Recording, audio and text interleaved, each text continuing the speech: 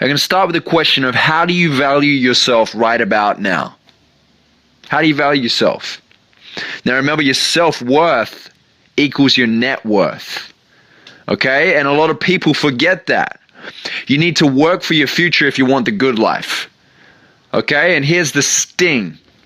No one can possibly predict their future. You can't. It's impossible. But the awesome thing is that we can actually get pretty damn close to it. And we can do this by planning, by believing, and by achieving whatever it takes to make it the way that we want it to be. You have the power. The power's in your hands. Now, if I was to ask you right now to write down who you are and what you're capable of, I would say there's a high 90% chance that you're probably going to go small on yourself. Yeah, you're going to think it may be big and may be awesome, but the truth is that most people base who they think they are and what they're capable of off the references of their past. And those very thoughts may be the negative forces or the negative experiences that it may very well be holding you back right now. Okay? What do you believe you're worth? Because your net worth in life matches what you believe you're worth. And your beliefs and habits strongly determine your financial success. They really do.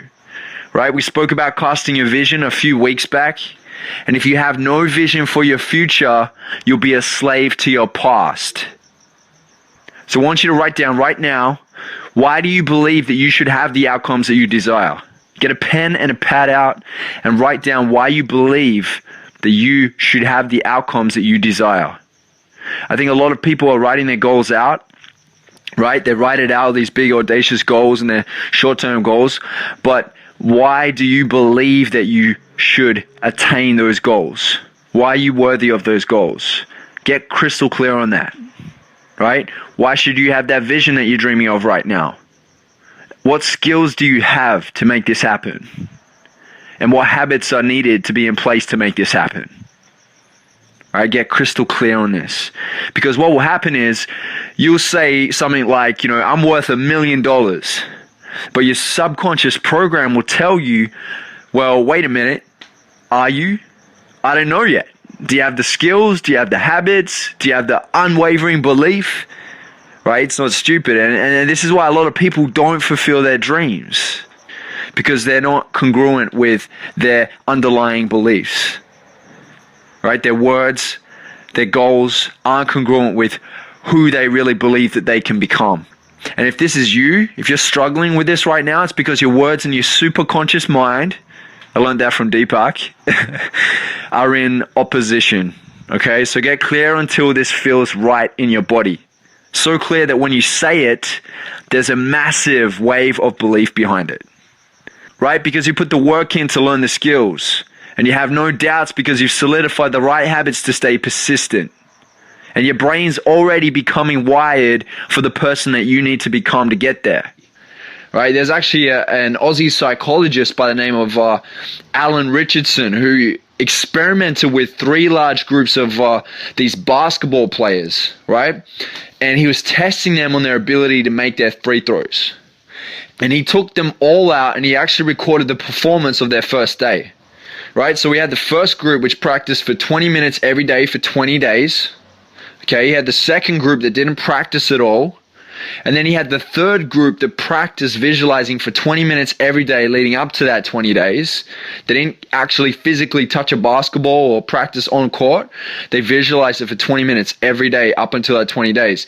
He then recorded their free throw abilities on the 20th day. And it's amazing. Like the first group that had practiced every day for 20 days, so 20 minutes, they improved by 24% overall. The second group that didn't practice at all, they were told not even to rock up or visualize anything, they didn't improve at all. Nothing, 0% improvement, right? And the third group, they had improved by 23%. That's just 1% short of those that had actually practiced on court in the physical. This is a great example of the power of visualization. This is a great example of the power of thought and future pacing. So that's why I would say implement it, right? And what it does is when you visualize, when you future pace, it actually creates muscle memory, right? And what muscle memory is it actually prepares the body and the unconscious to take on the task at hand. This affects your personality.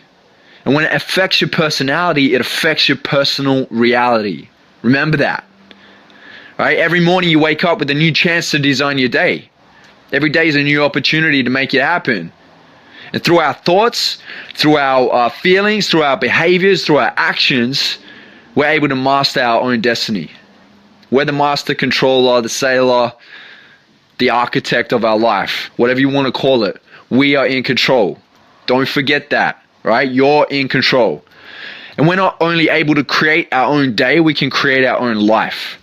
A day is just one step out of 100,000 miles.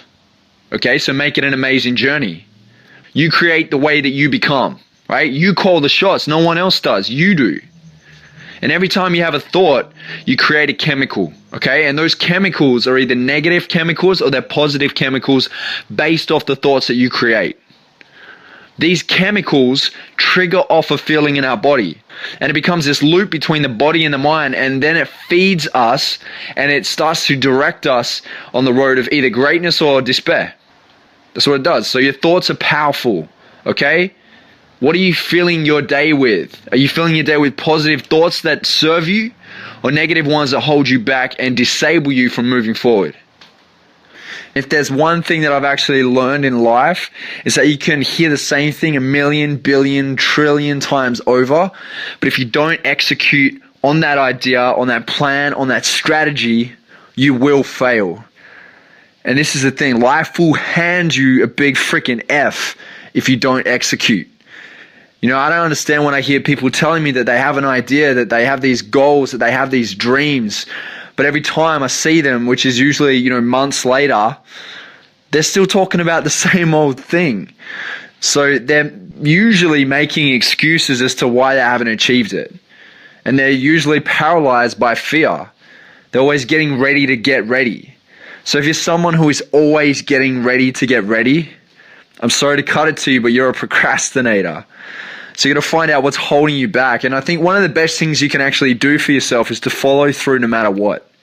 You know, we all feel that little uncomfortable nagging and that little bit of pain every time we go to make that new decision, that new change in our life, but you need to really shake it off. And you know, you might have these big, grand, audacious goals, and you tell yourself all the time, you know, I'm going to do this, I'm going to do that. Saying it and just starting it, but not following it through, that is still procrastination. All right, so you need to practice. You need to practice with willpower. You need to practice with discipline. You need to have the focus if you want to make it across that finish line at the end of the day. And you know what? I've put things on the back burner before. You know, I used to do that. I used to be that guy that said, I'm going to do this and that, and I never followed through. And I don't do it anymore. I commit. I'm all in. I'm 100%. And I'm smart about my commitments too. You know, you never want to overcommit. We talked about it yesterday, having that high EQ, that high emotional intelligence, is that you don't overcommit. You get good at saying no. And when you do commit, you want to treat it like it's a marriage. When you commit, you're all in to the end, till death do us part, right? It's a marriage. With every commitment, you know, you want to be prepared to do this so you can give it your undying focus so you can really make it work. That is the key. Undying focus. You want to be laser focused. You don't want to sort of do it. You want to dominate. That's what you want to do. You want to be numero uno, baby. Number one. So when I come up with an idea, I know that there's like this energy meter running at the time. And you have to follow it through. You have to keep running with it to keep that energy alive. Because if you don't, it starts to die out and you fall behind. And that's why we stress so hard on focus. That's why I stress so hard on telling people that you need to focus, laser focus, pure focus on what you want to achieve. Don't get distracted by all the crap that's out there. And the thing is, if you don't focus on that prize, how do you know what you're fighting for? You need to know what you're fighting for. You need to know what that prize is, and you need to stay focused. So if you let things like, you know, Facebook and all that everyday BS get in your way to the point where that $1 million dream is just left on the back burner all the time, then you are going to live your life in regret. You're going to live it in shame. You're going to live it wondering, you know, what if, why didn't I, and why me? There are three things you don't want to be saying at the end of the day. And, you know, I think a lot of people forget how short life really is. You only get one shot at this, man. It's one game, it's one life, and that's it. From what we understand right now, it's, one shot that you have. I was actually reading a book a few weeks back by the philosopher Seneca, and the book's called The Shortness of Life. And in the book, Seneca says, I wrote it down here. Here we go. So, putting things off is the biggest waste of time. It snatches away each day as it comes and denies us the present by promising the future. Wow. And he also says the present is short, the future is doubtful, and the past is certain.